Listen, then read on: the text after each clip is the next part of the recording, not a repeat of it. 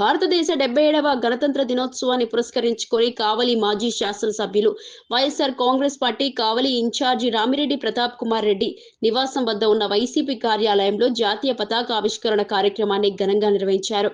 ఈ సందర్భంగా త్రివర్ణ పతాకాన్ని ఆవిష్కరించి గౌరవ వందనం చేశారు. అనంతరం జాతీయ గీతం ఆలపించి రాజ్యాంగ నిర్మాతలను స్మరించుకున్నారు. ఈ కార్యక్రమంలో వైసీపీ కావలి పట్టణ అధ్యక్షులు కేతిరెడ్డి శివకుమార్ రెడ్డి పాల్గొని గణతంత్ర దినోత్సవ ప్రాధాన్యతను వివరించారు. భారత రాజ్యాంగం కల్పించిన హక్కులు, స్వేచ్ఛలను ప్రతి పౌరుడు గౌరవించాలని చెప్పారు. ప్రజాస్వామ్య విలువలను కాపాడుకోవడమే గణతంత్ర దినోత్సవ సారమని అన్నారు.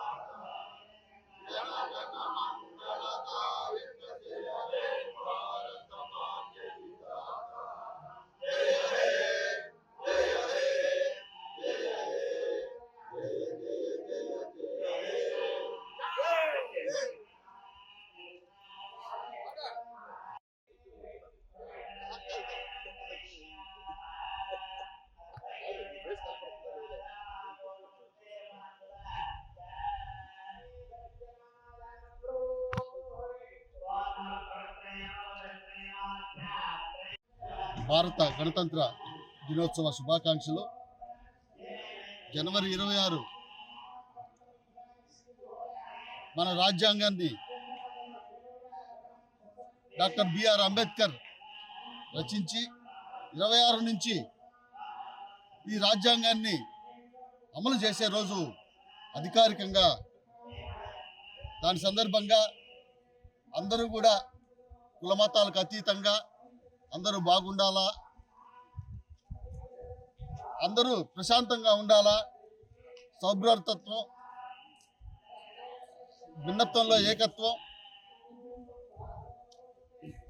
రాజ్యాంగంలో పొందుపరిచిన అంశాలన్నీ ఈ రోజు నుంచి అధికారికంగా ఏర్పడతా ఉన్నాయి. కానీ భారత రాజ్యాంగం 50% కూడా ఈ భారతదేశంలో ఇంప్లిమెంట్ అవ్వట్లేదని మేము అనుకుంటా ఉన్నాం. ఇక్కడ చూస్తే మన ఆంధ్రప్రదేశ్లో వేరే రాజ్యాంగం, రకరకాల ఎర్ర రాజ్యాంగం, తెల్ల రాజ్యాంగం అనేసి ఏదేదో మాట్లాడతాం. శిల్పికి పెద్ద విగ్రహం పెట్టించి చేస్తే ఈరోజు కనీసం దాంట్లో బల్బు కూడా లేని పరిస్థితి, కనీసం గౌరవం కూడా లేని పరిస్థితి. కానీ ఇది మంచి పద్ధతి కాదు. మనం అందరం ఈరోజు ప్రధానమంత్రి అవ్వాలన్నా, మహిళలు ప్రధానమంత్రి అవ్వాలన్నా, లేకపోతే భారత రాష్ట్రపతి ముర్ము రాష్ట్రపతిగా ఉండాలన్నా ఇవన్నీ భారత రాజ్యాంగం పొందుపరిచినందువల్లనే మహిళలు చట్టసభల్లో రావాలన్నా ఇవన్నీ రాజ్యాంగం వల్లే వచ్చింది.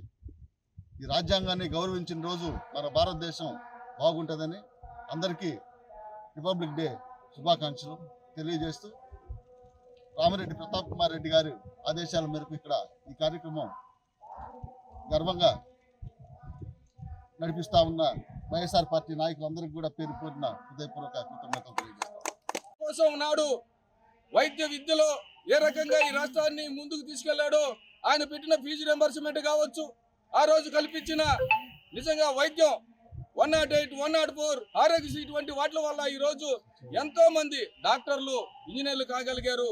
ఒక తరాలు మారాయి. అంతరాలు జరుగుతున్న క్రమంలో మళ్ళీ అంతరాలు ఏర్పరిచే కార్యక్రమాన్ని ఈ రాష్ట్రంలో కూటమి ప్రభుత్వం చేస్తుంది. జగన్మోహన్ రెడ్డి గారు వచ్చిన తర్వాత సామాన్యునికి వైద్యం, విద్య అందాలి, విద్య అనే సంపదను తీసుకెళ్లాలి. వారికి ఒక ఇంగ్లీష్ మాధ్యమాల్లో ఇస్తే గ్లోబలైజేషన్ జరిగిన ఈ ప్రపంచీకరణలో ప్రతి ఒక్కరూ రాబోయే కాలంలో ఈ కావలి నియోజకవర్గంలో రామిరెడ్డి ప్రతాప్ కుమార్ రెడ్డి గారి ఆధ్వర్యంలో, జిల్లాలో కాకాని గోవర్ధన్ రెడ్డి గారి ఆధ్వర్యంలో, అదేవిధంగా ఈ రాష్ట్రంలో వైఎస్ జగన్మోహన్ రెడ్డి గారి నాయకత్వంలో ప్రతి ఒక్కరు కూడా హక్కుల కోసం పోరాటం చేసే పరిస్థితి ఉంటుంది.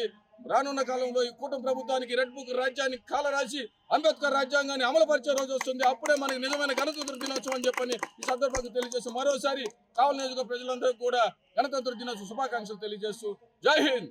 సామాజికంగా వారు ఎప్పుడైతే ఉన్నత విద్యలో వారు చదువుకుంటారో అప్పుడు ఈ సమాజంలో అంతరాలు తొలగుతాయనే ఒక సదుద్దేశంతో నాడు ఏర్పాటు చేస్తే ఈ రోజు చూస్తున్నాం, స్కూల్ పరిస్థితి చూస్తున్నాం, వైద్యశాల పరిస్థితి చూస్తున్నాం. ఎంత దౌర్భాగ్యమైన పరిస్థితి, జీవించే హక్కును కోల్పోయే పరిస్థితి కల్పిస్తున్న ఈ కూటమి ప్రభుత్వానికి త్వరలో రానున్న బుద్ధి చెప్పనున్న పరిస్థితులు ఉన్నాయి రాష్ట్ర ప్రజలందరూ. ఈ రాష్ట్రంలో ప్రతి ఒక్క దాని మీద వైఎస్ఆర్ కాంగ్రెస్ పార్టీ హక్కుల కోసం పోరాటం చేసే పరిస్థితి ఉంది. పేద ప్రజల పక్షాన రాబోయే కాలంలో ఈ కావలి నియోజకవర్గంలో రామిరెడ్డి ప్రతాప్ కుమార్ రెడ్డి గారి ఆధ్వర్యంలో, జిల్లాలో కాకాని గోవర్ధన్ రెడ్డి గారి ఆధ్వర్యంలో, అదేవిధంగా ఈ రాష్ట్రంలో వైఎస్ జగన్మోహన్ రెడ్డి గారి నాయకత్వంలో ప్రతి ఒక్కరు కూడా హక్కుల కోసం పోరాటం చేసే పరిస్థితి ఉంటుంది. రానున్న కాలంలో ఈ కూటమి ప్రభుత్వానికి రెడ్ బుక్ రాజ్యాన్ని కాలరాసి అంబేద్కర్ రాజ్యాంగాన్ని అమలుపరిచే రోజు వస్తుంది. అప్పుడే మనకి నిజమైన గణతంత్ర దినోత్సవం అని చెప్పని ఈ సందర్భంగా తెలియజేస్తూ మరోసారి కావలి నియోజకవర్గ ప్రజలందరికీ కూడా గణతంత్ర దినోత్సవ శుభాకాంక్షలు తెలియజేస్తూ జై హింద్. జై హింద్.